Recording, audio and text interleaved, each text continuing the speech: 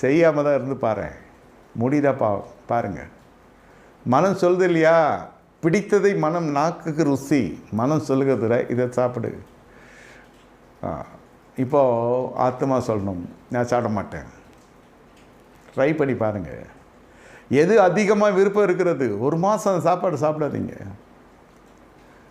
1 மாதம் 2 மாதம் 1 வாரம் இல்லை அந்த நாள் இன்றில்லாட்டால் நானும் சாப்பிடலாம். சரி, அப்படியே வண்டி எடுத்துன்னு போகிறோம், அந்த இடத்துல தீர்ந்துடுச்சு, அந்த குறிப்பிட்ட பதார்த்தமோ இல்லை அந்த உணவோ முடிஞ்சிடுச்சு. எப்படி இருக்குன்னு தெரியுமா முகம்?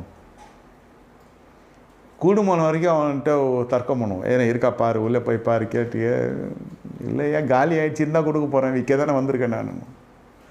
அந்த சோகம் இருக்கிறது, அந்த சோகத்தினுடைய ஆழம் வேறு. அவ்வளவாய் மனம் பலவீனப்பட்டிருக்குதுன்னு அர்த்தம். இது